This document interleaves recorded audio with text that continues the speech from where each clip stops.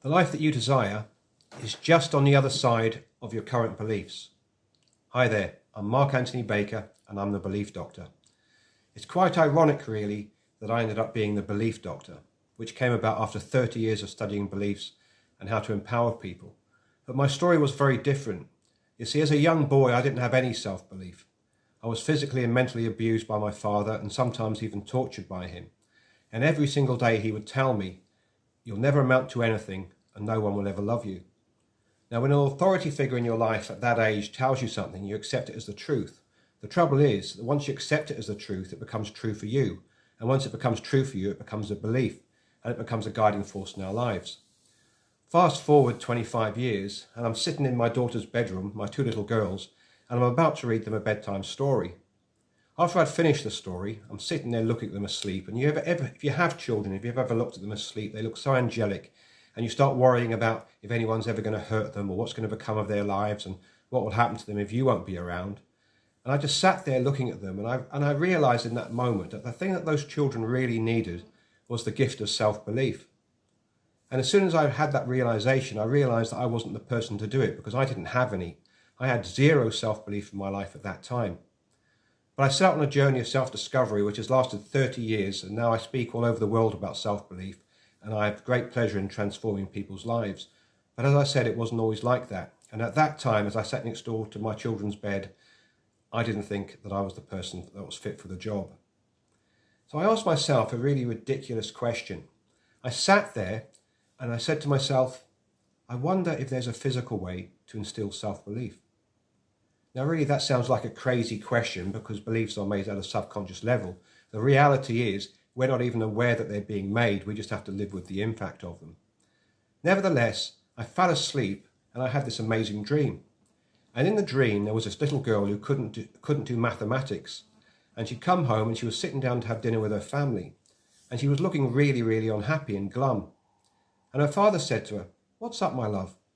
Have you had a bad day at school?" She said, "Well, actually, Daddy, I have." She said, "I've had a rotten day." She says, "The teacher says I'm terrible at maths and I'm the worst in the class."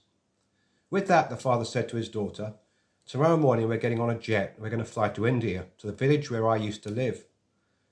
The next day they flew to India, and when they got there, they got to the bottom of this mountain that they could walk up. And they climbed the mountain together. And when they got to the top, they got to this little opening where there was a little cave. The man called out to see if the little man was there, and he came out with a loincloth and little grey hair down to his waist. They hugged when they remembered each other. They hadn't seen each other in decades, and the old man invited them into the cave. As they sat down, the father explained the predicament of his child and the fact that she didn't have any self-belief. The old man listened intently, and then he got up, walked to the side of his cave in this hole, and he picked up his little box.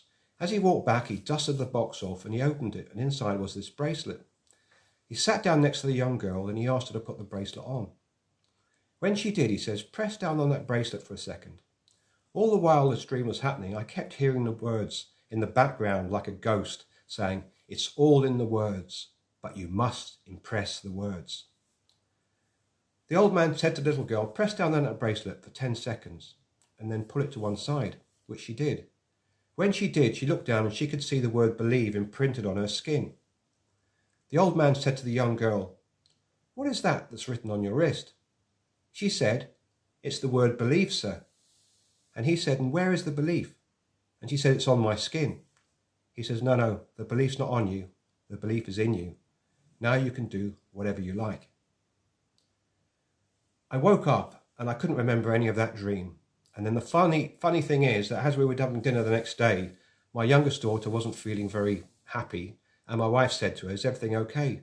And she says, "Mummy," she says, "I'm terrible at maths. The teacher says I'm the worst in the class." With that, the dream came flooding back into my mind.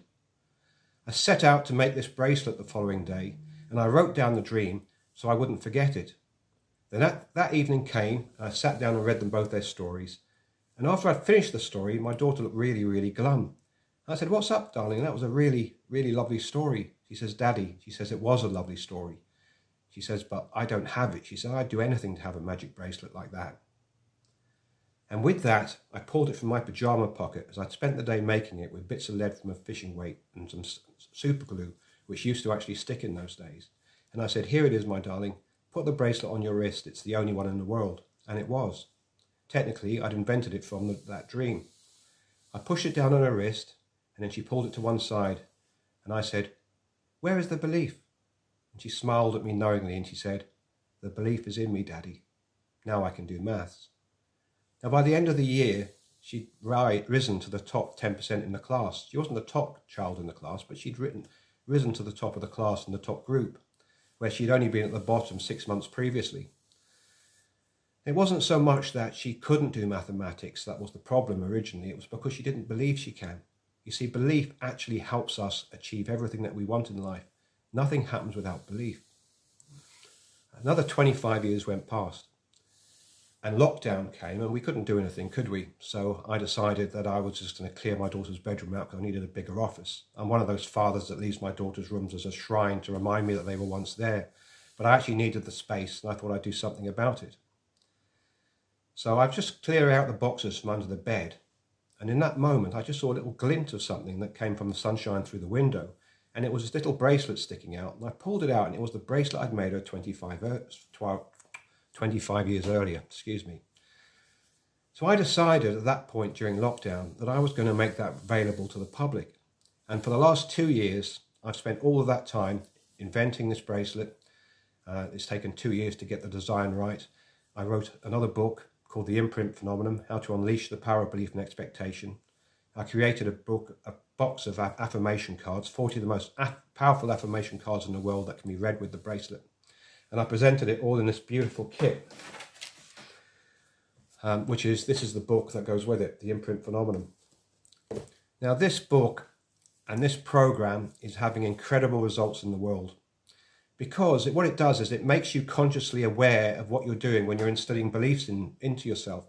You know, as I said, most beliefs are made unconsciously. We hear things, we accept them as a truth, they become true for us, which for the most part is very damaging.